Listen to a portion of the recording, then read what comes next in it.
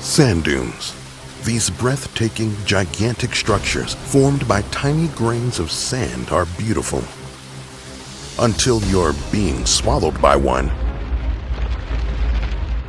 Deserts are dangerous. If you don't watch your step, you could end up buried alive. Here's how to survive a collapsing sand dune. A dune is a mound of sand formed when the wind blows grains of sand into a sheltered area. Dunes have a slip face, the side that's sheltered from the wind, and a windward side, where the wind pushes material. When the slope becomes greater than 34 degrees, gravity pulls the loose sand down, causing slumping. We have to get out of here. Sand dunes are marketed as tourist destinations, but sand is an unstable substance that can collapse quickly without any warning, swallowing people in seconds. Nothing says your vacation is over like being trapped in a dune that's 0.5 meters high, huh? Has anyone survived being buried by sand? Why shouldn't you try to dig yourself out of a dune? What animals could be hiding in the sand with you? Step 1. Keep the sand outside your body. The biggest dunes can have nearly 5 billion square meters of sand. If you find yourself trapped inside a dune, try to stay quiet and calm. Every orifice of your body will be bombarded by grains of sand. Sand in my eyes! And breathing heavily or screaming will help sand enter your lungs faster, which is painful and dangerous. Step 2. Preserve your oxygen. Mount Baldy in Indiana is 38 meters high. In 2013, this huge sand dune swallowed a 6-year-old. The boy fell 3.3 meters into the sand and remained buried for more than 3 hours.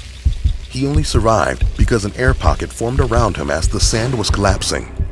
Even if you're as lucky as Nathan and have air to breathe, you'll need to preserve it. Don't do anything that would use up your oxygen supply quickly, like making intense movements.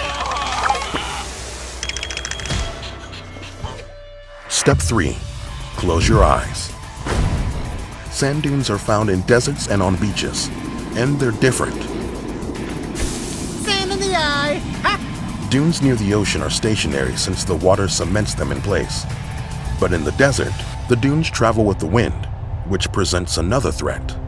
Wind-blown sand can cause blindness and disorientation, and a dune's nature is hazardous enough with your 2 eyes working. If you want to preserve them, you'll need to keep your eyes closed.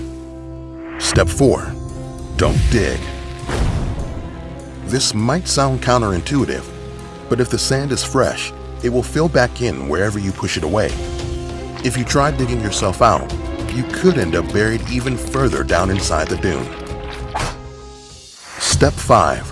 Make sure people know where you are. Some animals live inside dunes. The sandfish, a type of lizard, can retract its legs and move through the sand. A few species thrive in this environment, but you're not one of them. If a dune swallows you, it would be tough to find you quickly if people don't know your location. Get me out of here! Always tell people exactly where you're going so they can send help if you don't return. So you found a way to survive a collapsing sand dune. But what about other types of sand? Quick! Could you survive